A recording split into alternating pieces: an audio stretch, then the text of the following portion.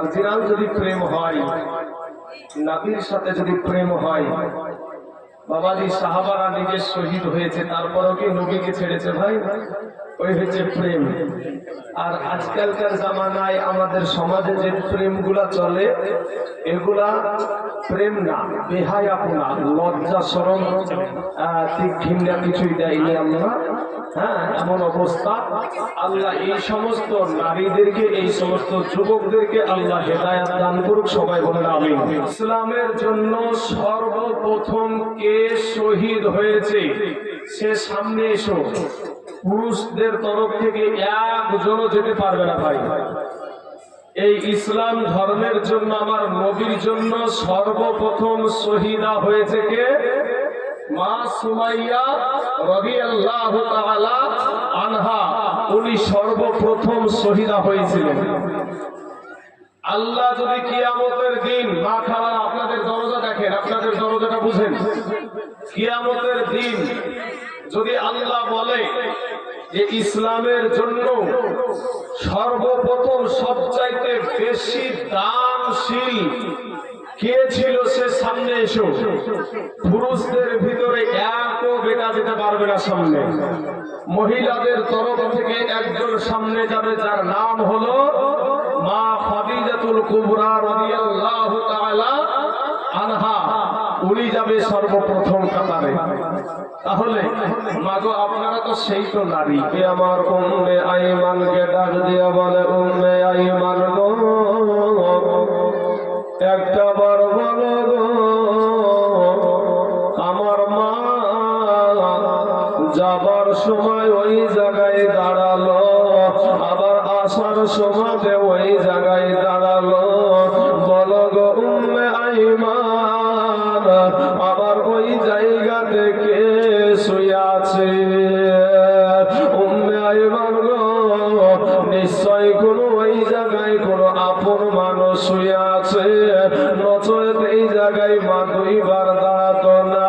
উম্মে আইমান বলতে পারছে না এই জায়গাতে তোমার আব্বা জান শুয়ে আছে।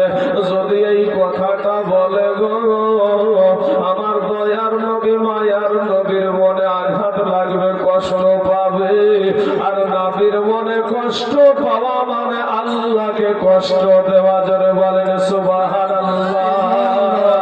আমার দয়ার নবী বাবা দুই চোখের পানি ছেড়ে দিয়া কান্দে আর বলে, উম্মে আইমান গো, আমাকে আর তোমাদের কিছু বলতে হবে না, আমাকে আর তোমাদের কিছু জানাতে হবে না। আমি বুঝে গেছি গো উম্মে আইমান, ওই জায়গাতে আর কেউ শুয়ে নাই। ওখানে যিনি শুয়ে আছেন উনি হইল আমার জন্মদাতা পিতা। জোরে বলেন সুবহানাল্লাহ। এ বাবারা, আমার নবী ডাক দিয়া বলে, উম্মে আইমান গো, ওগো উম্মে আইমান, তুমি এখানে একটু দাঁড়িয়ে যাও, আমি আমার আব্বা জানের কবরখানায় একটু জিয়ারত করে আসি। ওরে আমার কালেমার ভাইরা, যুবক ছেলেরা, বৃদ্ধ বাবজিরা, যারা যাদের আব্বা এই দুনিয়ার জমিনে বেঁচে নাই, যাদের আব্বা মা কবরে শায়িত হয়ে গেছে, ও চাচা গো, ওই কবর থেকে চাতক পাখির মতো আপনার বাবা আপনার মা তাকায়া থাকে।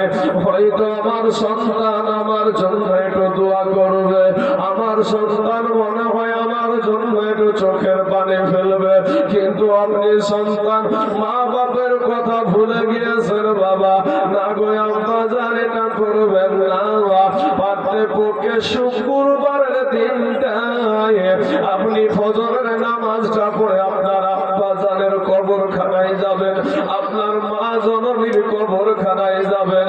আমার আল্লাহ নিজে কোরআনে শিক্ষা দিয়েছেন, তুমি মায়ের কাছে গিয়ে আমার দরবারে হাত তুলে বলো, রব্বি রাহমহুমা কামা রাব্বায়ানি সগীরা। আমার আল্লাহ পাক নিজে শিক্ষা দিয়েছে তোমার মা বাবার জন্য কি বলে দোয়া করবা সেটা। ও মুসলমান, মা বাপের কবর জিয়ারত করবেন বাবা। এই কবর জিয়ারত করলে সন্তান যদি বাবা মা বাবার জন্য চোখের পানি ছেড়ে দেয় গো, এই চোখের পানিটা চোখ থেকে গালে আসতে দেরি হবে, কিন্তু আব্বা গো আপনার দোয়াটা আপনার মা বাপের কবরের আযাব মাফ করতে আমার আল্লাহ দেরি করবে না। জোরে বলেন সুবহানাল্লাহ। উম্মে আইমানকে ডাক দিয়া বলে, উম্মে আইমান গো আপনি একটু এই জায়গায় দাঁড়িয়ে যান, আমি আমার আব্বা জানের কবরখানায় তো জিয়ারত করে আসি। এবার বাবা টুক টুক টুক টুক টুক টুক টুক টুক করে আপনার নবী আমার নবী আমার নূর নবী আমার দয়ার নবী বাবা বাবার কবরের কাছে চলে যাচ্ছে। বাবার কবরখানার কাছে যাওয়ার পর এইদিকে মা আমেনা বেটাকে আসতে দেখে চোখ মুছতে মুছতে চলে আসছে। এমন সময় মাকে ডাক দিয়ে আমার দয়ার নবী বলছেন, আমার শিশু নবী বলছেন যে গো আমার মা গো একটা বার বলো গো মা, তুমি যাবার সময় তো এই জায়গায় দাঁড়ালে, আবার আসার সময় তো এই জায়গায় দাঁড়াইলাম, বলো গো মা এই কবরে কে শুয়ে আছে? একটা বার বলো গো মা এই কবরে কে শুয়ে আছে গো মা? এবার হযরত আমেনা বলতে পারছে না, বেটা রে এই জায়গায় তোমার আম্মা জান শুয়ে আছে। যেমন বলবে আর পরে যায় আঘাত লাগবে গো। আমার দয়ার নবী আমার নূর নবী মাকে ডাক দিয়ে বলে, মা ওগো মা আমাকে বলতে হবে না, আমি বুঝে গেছি, আমি জেনে গেছি এই জায়গাতে আমার আব্বা জান দুনিয়ার জমিনে আমার আব্বা নাই। আমার আব্বা আমাকে কোনোদিনও কোলে তুলে নেবে না, আমার আব্বা আমাকে আদর করবে না, আমার আব্বা আমাকে ছোঁয়া দিবে না, আমার আব্বা জান এই দুনিয়ার জমিনে না।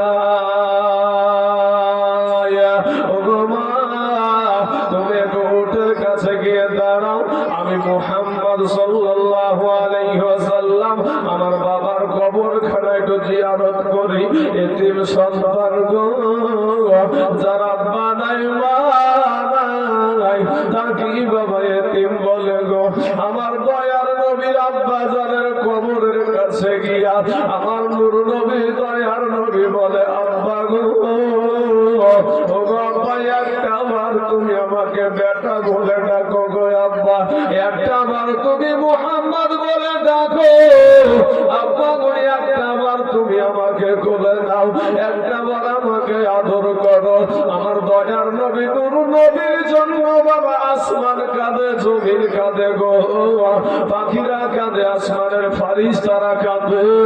আমার আল্লাহকে বলে, আল্লাহ তোমার বন্ধুর কান্নার সহ্য হয় না গো আল্লাহ। এমত অবস্থায় আমার আল্লাহ বাবা আজরাইল আলাইহিস সালামকে হুকুম করে দিল। কি হুকুম করে দিল? আল্লাহ পাক রব্বুল আলামিন বলে, আজরাইল রে যা আমার দোস্ত আমার হাবিবুল্লাহ আমার নূর নবীর মা জননীর জীবনটা রূহটাকে বের করে নিয়ে আয়। আজরাইল বলে, আল্লাহ গো আগে থেকে তো বাবার মুখ আপনার হাবিব দেখে নাই, এখন যদি তার মা জননীকেও নিয়ে নেন তাহলে সে আমার আপনার বন্ধু কার হিল্লাতে বেঁচে থাকবে? কে তাকে দেখাশোনা করবে? আমার আল্লাহ জানি সেটা তুমি জানো না রে আজরাইল, তোমাকে যেটা হুকুম করা হচ্ছে সেটাই করো। এইদিকে যেন মা আমেনা আর দাঁড়িয়ে থাকতে পারছে না রে বাবা। এমন সময় জমিনে বসে গিয়া ওই উম্মে আইমানকে ডাক দিয়ে বলে, উম্মে আইমান রে, মনে হয় আমার আর মক্কা যাওয়া হলো না, মনে হয় আমার কাবা শরীফ দেখা হলো না, আমার মনে হয় শ্বশুর আব্বার সাথে আর দেখা হলো না, আমার বেটাকে দেখার মতন কেউ রইল না। ওরে উম্মে আইমান, আমার বেটাটাকে তুই একটু দেখে রাখিস বলে তার দেহ থেকে বাবা প্রাণ পাখিটা বিয়োগ হয়ে গেল। বছর আছে বাবা এখানে। ওরে আমি খাঁচা তুমি পাখি থাকো আমার ভিতর, ওরে আমি খাঁচা তুমি পাখি থাকো আমার ভিতর, এ হঠাৎ কইরা উইরা যাইবার দিয়া খবর, হঠাৎ কইরা উইরা যাইবার দিয়া খবর, অচিনে পুরো ঠিকানা তোমার যাইবা অচিনে পুরে, সৈন্য খাঁচা কইরা রহিবে আমার মাটির ঘরে, অচিনে পুরো ঠিকানা তোমার যাইবা অচিনে পুরে, সৈন্য খাঁচা কইরা রহিবে আমার মাটির ঘরে।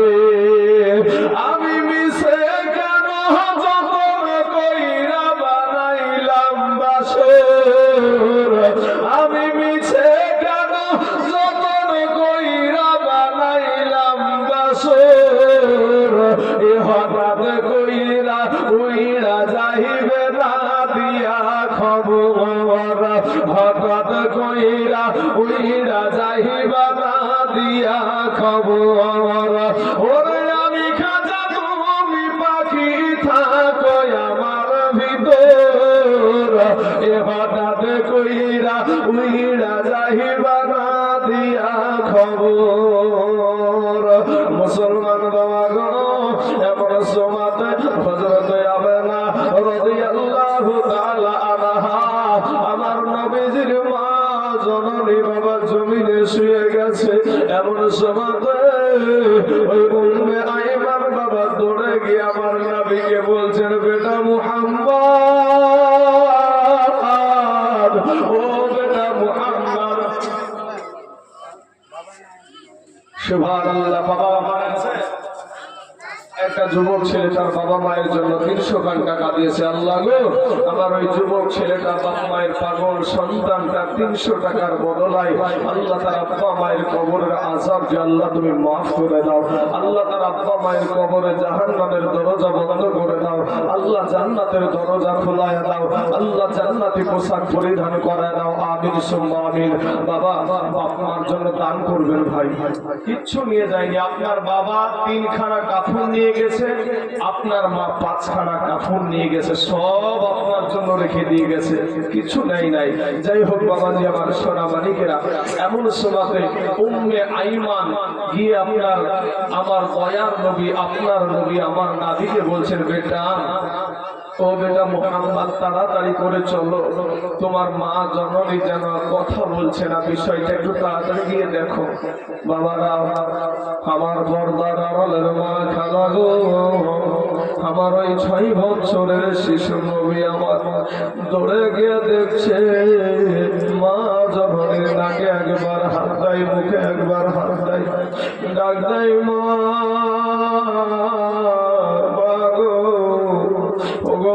একবার মা বলে ডাকলে আর দ্বিতীয়বার মা বলতে হয় না, একবারে তুমি উত্তর দিয়ে দাও কেন গো মা? আজকে এতবার ডাকি গো মা, কেন উত্তর দাও না গো মা? মাগো একটাবার বেটা বলে ডাকো, একটাবার আমাকে তাকে তুমি আদর করো গো মা। দুনিয়ার জমিনে আমার বাবা নাই, দুনিয়ার জমিনে আমার আব্বা জান আমাকে দেখলো না গো মা। মা গো তুমি একটা বার আমাকে বেটা বলে ডাকো, একটা বার আমাকে মুহাম্মদ বলে ডাকো গো মা।